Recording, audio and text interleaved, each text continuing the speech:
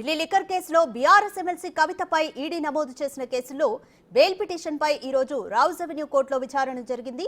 కవిత తరపున న్యాయవాది విక్రమ్ చౌదరి వాదనలు వినిపించారు. లిక్కర్ పాలసీలో ఈడీ కేసు దర్యాప్తు, కవిత అరెస్టు తీరుపై న్యాయవాది వాదనలు వినిపించారు.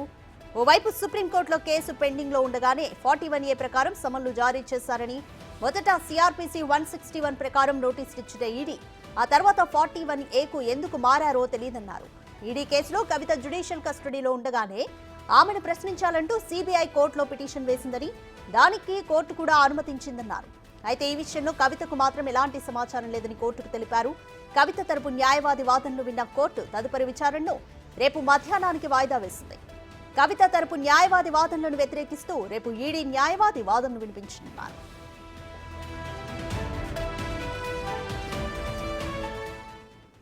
మోర్ డీటెయిల్స్ మా ప్రతినిధి శివ అందిస్తారు. శివ, ఢిల్లీ లిక్కర్ స్కామ్ కి సంబంధించి ఎమ్మెల్సీ కవితపై ఈడీ నమోదు చేసిన కేసులో బెయిల్ పిటిషన్ పై ఈ రోజు విచారణ జరిగింది. న్యాయవాదులు ఎటువంటి వాదనలు వినిపించారు? ఈ రోజు కవిత దాఖలు చేసిన ఢిల్లీ లిక్కర్ స్కామ్ కేసులో కవిత ఈడీ సిబిఐ కేసులో తనకు బెయిల్ మంజూరు చేయాలంటూ ఢిల్లీ హైకోర్టును ఆశ్రయించారు. ఈ నేపథ్యంలోనే ఈ రోజు మధ్యాహ్నం కవిత బెయిల్ పిటిషన్ పై విచారణ కొనసాగింది.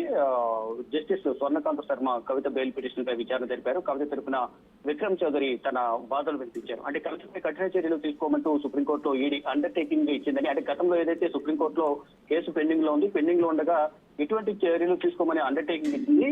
కవిత వేసిన రిట్ పిటిషన్ సుప్రీంకోర్టులో పెండింగ్ లో ఉన్న కారణంగా విచారణకు ముందుకు సాగడం లేదని ఈడీ సుప్రీంకోర్టుకు ఒక లేఖ కూడా రాసింది. తాము ఇచ్చిన అండర్టేకింగ్ తదుపరి వాయిదా వరకే అని చెప్పారని సుప్రీంకోర్టులో కేసు పెండింగ్ లో ఉండగానే 41A ప్రకారం కవితకు సమన్లు జారీ చేశారు. 41A ప్రకారం ఎప్పుడైతే కవిత పిఏ అశోక్ కుమార్ కౌశిక్ సిబిఐకి వాంగ్మూలం ఇచ్చారు అక్టోబర్ మేరకు, ఆ కవితకు సంబంధించి కొంత కీలక సమాచారం ఇచ్చిన నేపథ్యంలో 41A కింద నిందితురాలుగా చేర్చుతూ నోటీసులు జారీ చేశారు. సిఆర్పిసి 161 ప్రకారం మొదట నోటీసులు ఇచ్చారు. తర్వాత 41A కింద ఎందుకు మార్చారో సమాధానం చెప్పాలంటూ కూడా కవిత తరపు న్యాయవాది విక్రమ్ చౌదరి ఇటు ఢిల్లీ హైకోర్టులో వాదనలు వినిపించారు. సుప్రీంకోర్టులో విచారణ జరుగుతుండగానే ఈడీ బృందం కవిత ఇంట్లో ఉంది అంటూ కూడా ఆయన తన వాదనలు వినిపించారు. అంటే గతంలో ఎప్పుడైతే కవితకు సంబంధించి పిటిషన్ పై సుప్రీంకోర్టులో విచారణ జరుగుతుందో అదే సందర్భంలోనే ఈడీకి సంబంధించి ఒక టీం హైదరాబాద్ లో ప్రత్యక్షమైంది. అక్కడ కోర్టులో విచారణ వాయిదా పడడం, విచారణపై వాయిదా పడిన వెంటనే కవిత నివాసానికి వెళ్లిన ఈడీ అధికారులు కవితను సెర్చ్ వారెంట్ అలాగే అరెస్ట్ వారెంట్ 2 వారెంట్లు జారీ చేసి కవిత నివాసంలో మార్చి 15వ తేదీన 5:20 అరెస్ట్ చేసినట్లుగా కుటుంబ సభ్యులకు తెలియజేశారు. తర్వాత అక్కడి నుంచి నేరుగా ఢిల్లీకి తీసుకొచ్చారు. ఢిల్లీకి తీసుకొచ్చిన తర్వాత దాని తర్వాత పరిణామాలు 16వ తేదీన కోర్టులో హాజరుపరిచిన నేపథ్యంలో 10 రోజుల ఈడీ కస్టడీ ఇచ్చారు. కస్టడీలో ఉండగానే మళ్ళా సిబిఐ కూడా విచారించింది. ఏదైతే కోర్టులో ఉండగానే జ్యుడిషియల్ కస్టడీలో ఉండగానే సిబిఐ కూడా విచారిస్తామంటూ అనుమతి తీసుకుని విచారించారు. కానీ కవితకు ఎటువంటి సమాచారం ఇవ్వలేదు అనేది ప్రధానంగా కవిత తరపున విక్రమ్ చౌదరి ఈ రోజు ఢిల్లీ హైకోర్టులో జస్టిస్ స్వర్ణకాంత శర్మ ముందు తన వాదనలు వినిపించారు. అంటే సిఆర్పిసి నిబంధనల ప్రకారం సిబిఐ ప్రశ్నించాలంటే కవిత వాదన కూడా పరిగణనలోకి తీసుకోవాల్సి ఉంటుంది. ఆ తర్వాత కనీసం అరెస్ట్ వారెంట్ కూడా లేకుండా సిబిఐ అరెస్ట్ చేసింది అనేది ప్రధానంగా విక్రమ్ చౌదరి తన వాదనలు వినిపించారు. అయితే ఈ వాదనలు దాదాపు 40 నిమిషాల పాటు విక్రమ్ చౌదరి కవిత తరపున వాదనలు వినిపించారు.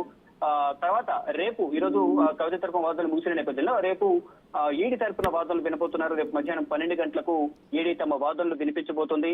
రేపు మధ్యాహ్నం కౌంటర్ ఆర్గ్యుమెంట్స్ ఈడీ సిబిఐ వినిపించబోతున్నాయి. దాని తర్వాత మళ్ళీ తన వాదనలు వినాలంటూ కూడా కవిత తరపు న్యాయవాది విక్రమ్ చౌదరి న్యాయవాదులు కోరారు. ఇక రేపు ఇటు ఈడీ సిబిఐ వాదనలు విన్న అనంతరం విక్రమ్ చౌదరి కూడా వాదనలు విన్న తర్వాత తీర్పును రిజర్వ్ చేస్తారని స్వర్ణకాంత శర్మ తెలిపారు. అంటే రిజర్వ్ చేస్తారంటే పిటిషన్ సంబంధించి బెయిల్ పై వాదనలు ముగుస్తాయి కాబట్టి ముగిసిన తర్వాత రిజర్వ్ చేస్తారంటే మరొక వారం రోజుల్లో దీనికి సంబంధించి కవిత బెయిల్ పిటిషన్ సంబంధించి తీర్పు ఇవ్వబోతున్నారు. ఇచ్చిన తర్వాత అంటే కవితకు అనుకూలంగా వస్తుందా ప్రతికూలంగా వస్తుందా అనేది చూడాల్సి ఉంటుంది. మరోవైపు కవితకు సంబంధించి ఈడీ ఏదైతే ఛార్జ్ షీట్ దాఖలు చేసింది 8,000 పేజీలతో దాన్ని బ్రీఫ్ చేసి 224 పేజీలతో రౌజన్ కోర్టు న్యాయమూర్తి కావేరీ వేదికకు సమర్పించారు. దానికి సంబంధించి 29వ తేదీన కవితకు సంబంధించిన ఈ ఈడీ దాఖలు చేసిన ఛార్జ్ షీట్ పై పరిగణనలోకి తీసుకోవాలా లేదా అనే దానిపై తీర్పు రిజర్వ్ చేశారు. 29వ తేదీన దానికి సంబంధించి ఒక నిర్ణయం తీసుకోబోతున్నారు. దాని తర్వాత నిర్ణయం తీసుకున్న తర్వాత ఈ తీర్పు అనేది ఏ విధంగా ఉండబోతుంది అనేది కూడా వేచి చూడాల్సింది. కానీ ఇప్పటికే ఛార్జ్ షీట్ దాఖలు చేశారు కాబట్టి కవితను విడిచిపెట్టొచ్చు, బెయిల్ ఇవ్వచ్చు అనేది కవిత తరపున న్యాయవాదులు అయితే వాదనలు వినిపిస్తున్నారు.